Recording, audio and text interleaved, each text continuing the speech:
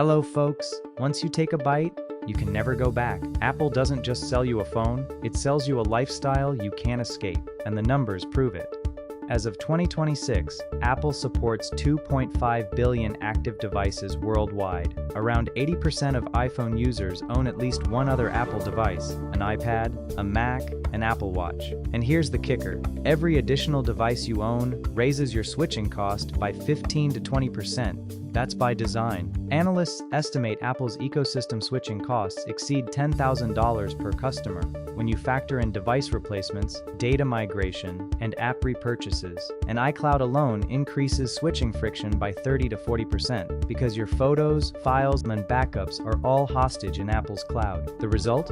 iPhone retention hit 92% in 2025, crushing Samsung's 77%. But hardware is just the hook. The real money is services. Apple's services revenue, the App Store, iCloud, Apple Music, TV Plus, payments, reached a record $109 billion in fiscal 2025.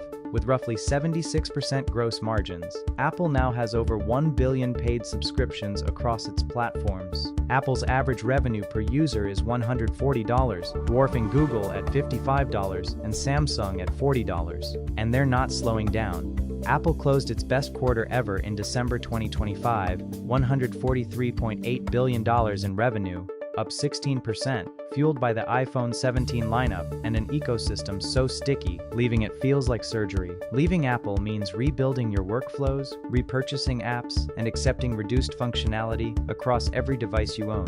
That's not a bug, it's the entire strategy. So the next time you think about switching, you won't. Because Apple didn't just build a product, they built a garden with no exit signs. Turns out the apple doesn't fall far from the lock-in. If this cracked your screen of curiosity, like, subscribe, and hit the bell, because the next one, even juicier.